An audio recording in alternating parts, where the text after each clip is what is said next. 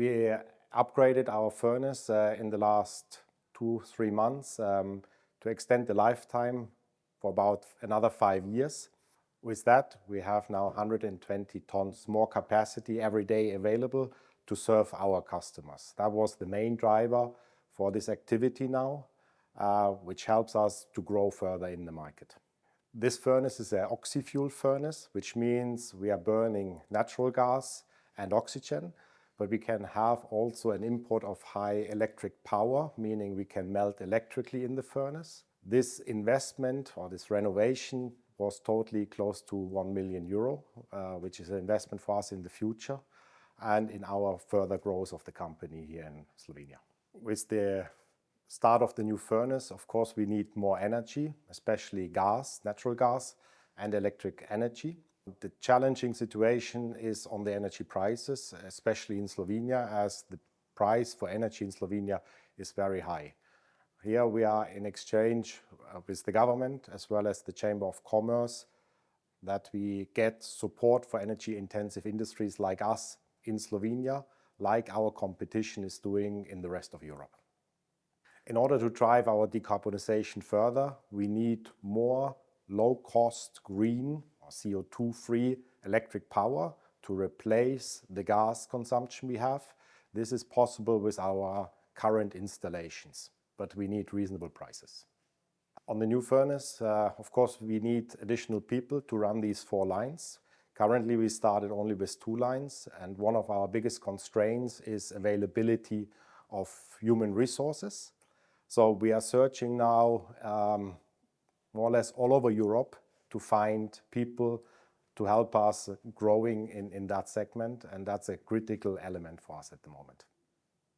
V mesecu marcu smo v Steklarni Hrastnik izvedli hladno popravilo steklarske peči z posegom, ki je bil tehnično izjemno zahteven, pri katerem so sodelovale tako domače ekipe kot zunanji izvajalci iz cele Evrope. Smo obnovili steklarsko peč, s čimer smo ji podaljšali življenjsko dobo še za naslednjih 4 do 5 let. S tem pa smo pridobili v Steklarni Hrastnik dodatnih 120 ton talilnih kapacitet na dan. Obnova steklarske peči je potekala v 3 fazah. Najprej so domače ekipe pripravile vse potrebno za začetek izvedbe del na peči, potem so se nam pridružili zunanji izvajalci, ki so slabe 3 tedne popravljali ognje vzdržne materiale peči, se pravi samo obzidavo. Nato je sledil 2-tedenski proces ogrevanja steklarske peči iz sobne temperature do 1400 stopinj. Nato smo pričeli z vlaganjem črepin in po 3 dneh smo dobili prvo steklo na linije.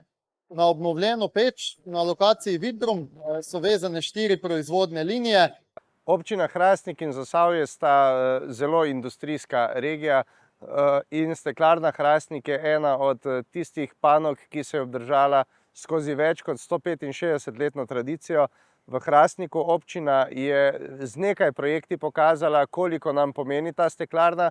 Nenazadnje je tudi to območje na levi strani, kjer se zdaj nahajamo, popolnoma nova obrtna cona, narejena tudi za namen širjenja Steklarne Hrastnik. Zelo velik projekt in jaz sem vesel, da imamo tovarno, kot je Steklarna Hrastnik, pri nas in da so to delovna mesta, na katere se lahko ljudje zanesejo. Ja, jaz sem neizmerno vesel, da je po nekaj mesecih zatečenega stanja steklarna uspela zagnati polovico te proizvodne nazaj in da ima namen celotno kapaciteto napolniti. Kot sem že rekel, več kot 500 zaposlenih je za Hrastnik in za Zasavje izjemnega pomena z vidika gospodarstva. Občine in kraji se lahko razvijamo, če imamo ceste, če imamo delovna mesta, če imamo infrastrukturo, se pravi stanovanja, da lahko delavci kje živijo. In trudimo se, da bi po rudarjenju, po energetiki gospodarstvo zaživelo v polni meri.